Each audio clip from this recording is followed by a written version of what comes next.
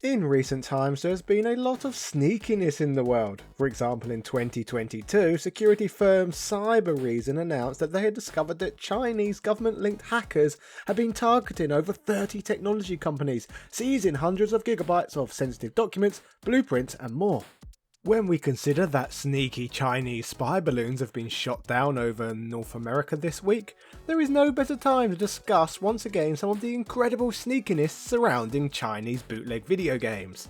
In the past on here we have already looked at a range of hilarious unlicensed Street Fighter games that were produced in China for the grey market around the world, and today we are going to be looking at yet another example of the crazy lengths that the bootleggers would go to make their bootlegs seem as appealing as possible. So with all of this said, hello ladies and gentlemen, Big Daddy Top Hat here. This is a ludicrous look at Street Fighter V 20 Peoples, a game that seems to promise gamers the opportunity to play as Goku. Yeah.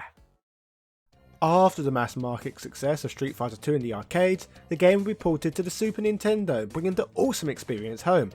While conversions of the game would be produced to run on a large number of home platforms, officially at least the game would never be released on the humble NES. The NES, or Famicom as it was known as in Japan, not only had a huge install base, but the technology had been replicated, allowing gamers to own Famiclone systems across the developing world. High quality 8-bit gaming had become more accessible than ever before, with platforms such as the Polish licensed Pegasus system dominating parts of Eastern Europe, and the hysterically named Chinese manufactured Ending Man Terminator becoming just a couple of examples of excellent clone systems that were floating about. With no official NES version of Street Fighter 2 in sight, bootleggers from Taiwan would set their sights on producing their own versions of the classic. The first of these would be ready as early as 1992, and would take portions of the planet by storm. This video game would be first of many famous bootlegs created by Hummer Team, with the game's fighting engine being reused in a large number of other unlicensed fighters too, such as the now infamous Kart Fighter, a Mario Brothers fighting game produced years before Super Smash Bros. Further examples of revised versions of this game would include the likes of Master Fighter 2 The World Warrior, Street Fighter 3, Master Fighter 3, Super Fighter 2, City Fighter 4, and many more. In fact, there will be so many different games that use this engine that it appears that it was only a matter of time before the bootleg was being bootlegged, often in mainland China.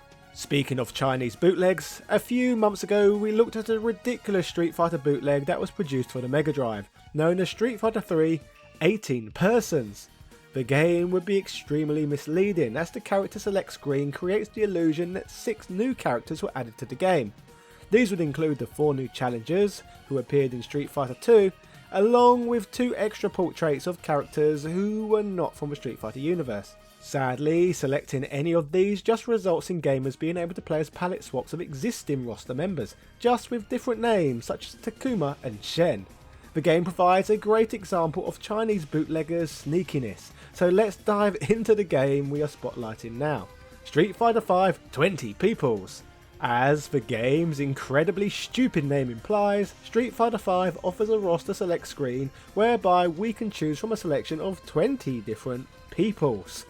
But instantly, you will straight away notice that something is off, as although 20 different portraits are being displayed, if you look closely you will see that there are just 10 portraits that are being duplicated then recoloured, which is obviously a terrible sign from the start.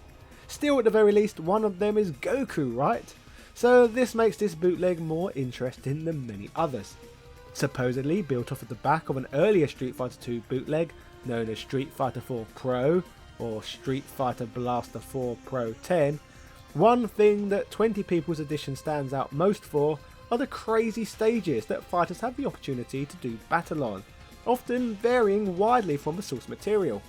We have, for example, what appears to be the inside of an ornate building, which features paintings of tigers and dragons hanging on the wall. We also have this stage where a sunset seems to be taking place, but things only get more ridiculous from here. How about this crazy Blanca stage, for example, that even features the character's classic Brazil theme? In this deep dark rainforest, a tiger's glowing eyes can be seen in the background. But even sillier than that is the fact that Super Mario is there just chilling for no reason. And this was years before the excellent ROM hack known as Mario Goes to Brazil even came out. Check out Lady Decade's upload if you want to learn more about that one. Further from all of this, you can face off against Guile in France, as no one screams onions and baguettes quite like this all-American army man. I don't even know who these guys are in the background, but they are certainly not linked to any other official Street Fighter game that I am familiar with.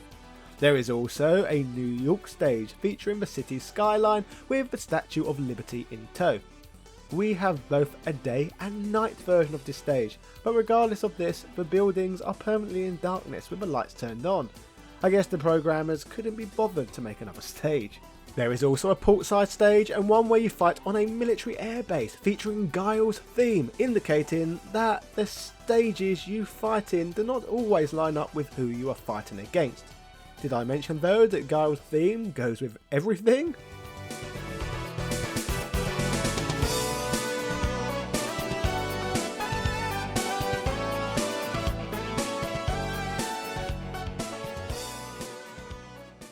In addition to all of these, there is also a stage that appears to have parked building site vehicles in the background, but past this point the stages just loop, offering different background palette swaps. In fact, the New York stage cycles around again in yet another colour, so they were trying to stretch things out with this one beyond palette swapping just for characters. Like many other video games that use Hummer Team Street Fighter 2 engine, Dhalsim in this one is OP. The game is not at all balanced, so Dhalsim's stretchy limbs help the character trump all other foe.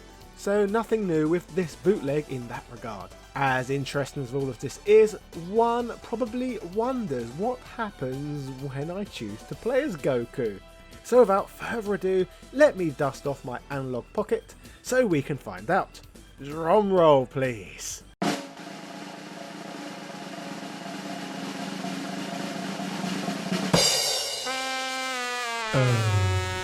Of course, bloody of course, selecting Goku just has us play as Ryu. Sneaky sneaky China have duped us all once again. Pathetic. So, no Goku for you, just plain old karate bum Ryu. This doesn't mean that other bootleggers haven't been slightly more honest in the past and delivered on such a promise. If you're not familiar with it already, this game is Top Fighter 2000. One of the craziest unlicensed fighting games ever made. Not only do we get to play as the likes of Ryu and Dragon Ball's legendary leading protagonist Goku, but the game also lets you take control of King of Fighters characters, Cyclops from X-Men Children of the Atom, but most hilariously of all, Muhammad Ali and Michael Jordan. So even if we were misled as an audience with Street Fighter V, 20 peoples, Top Fighter 2000 on the other hand has our Goku Street Fighter bootleg fighting game desires accounted for. So praise be to this absolutely stupid game.